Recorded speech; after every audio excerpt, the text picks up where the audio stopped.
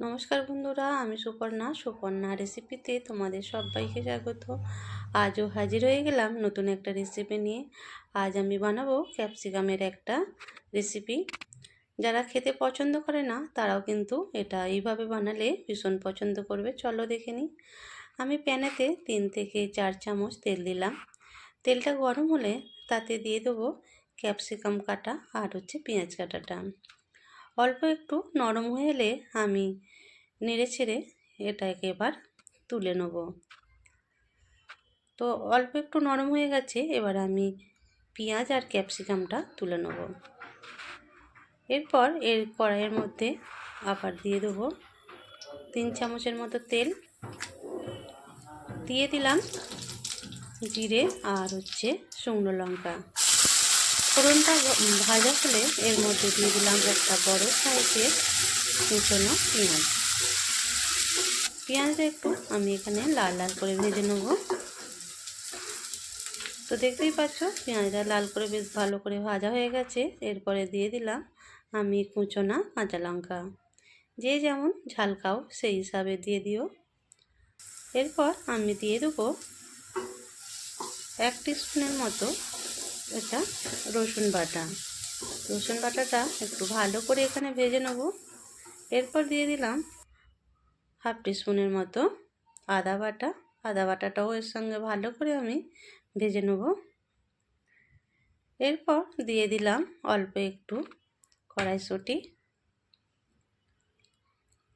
কড়াইশুঁটিটা এর সঙ্গে বেশ ভালো করে নাড়াচাড়া করে নেব। এরপর আমি দিয়ে দিলাম এর মধ্যে একটা বড় সাইজের টমেটো কুচি।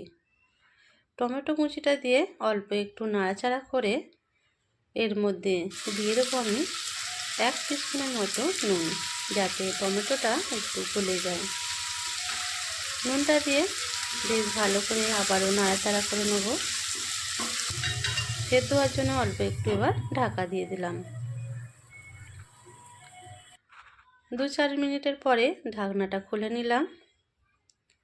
দেখতেই পাচ্ছ জল বেরিয়ে গেছে আর টমেটোটা অনেক গলে গেছে। ভালো করে নাড়াচাড়া করে এর মধ্যে এবার আমি দিয়ে দেবো শুকনো মশলাগুলো। দিয়ে দিলাম 1/2 টিস্পুন হলুদ গুঁড়ো, 1/2 টিস্পুন লঙ্কা গুঁড়ো, আর দিয়ে দিলাম 1/2 টিস্পুন আমচুর পাউডার, আর দিয়ে দিলাম ধনে পাউডার। সব কিছু মশলাকে এবার ভালো করে এখানে আমি কষিয়ে নেব। ভালো করে কষানোর পর এখানে একটু আমি জল দিয়ে দিলাম, যাতে তলায় বসে না যায়, সেই জন্য অল্প একটু এখানে জলটা দিয়ে দিলাম। জলটা দিয়ে বেশ ভালো করে আবার একবার ফুটিয়ে নিয়ে একটু চাপা দিয়ে দেবো। খানিকক্ষণ পরে ঢাকনাটা খুলে নেব। দেখতেই পাচ্ছ মশলাটা বেশ ভালোভাবে ভাজা হয়ে গেছে। এবার নাড়াচাড়া করে নেব। ভালো করে নাড়াচাড়া করে এর মধ্যে আমি দিয়ে দিলাম অল্প একটু টমেটো সস। তোমরা চাইলে নাও দিতে পারো, কিন্তু এটা দিলে বেশ একটা সুন্দর কালারও আসবে, খেতেও ভালো লাগবে। এরপরে দিয়ে দিলাম ক্যাপসিকাম আর পেঁয়াজটা যে ভেজেছিলাম সেটা এর মধ্যে ঢেলে দিলাম। এবার আলতো হাতে এটাকে বেশ ভালো করে একবার মিশিয়ে নেব।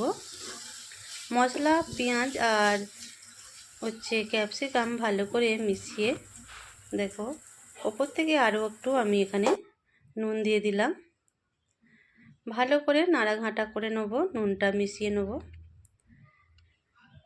এরপর আমি এখানে দিয়ে দেবো কসুরি মেথি। তোমরা চাইলে এখানে ধনেপাতাও অ্যাড করতে পারো। এটা দিয়ে আমি একটু ঢাকা দিয়ে দেবো, গ্যাসটা লো ফ্লেমে করে। তো কিছুক্ষণ পরে ঢাকনাটা খুলে নিলাম। দেখতেই পাচ্ছ কতটা সুন্দর হয়েছে, কতটা লোভনীয় হয়েছে। দেখতেই পাচ্ছ এটা রুটি, পরোটা, লুচি সবার সঙ্গে খেতে কিন্তু দারুণ লাগবে। এটা যারা ক্যাপসিকাম খেতে পছন্দ করে না তারা কিন্তু এইভাবে রান্না করলে ভীষণ পছন্দ করবে। তো আজকের রেসিপিটা কেমন হয়েছে অবশ্যই জানিও। ভালো লাগলে একটা লাইক শেয়ার কমেন্ট করে দিও। ধন্যবাদ।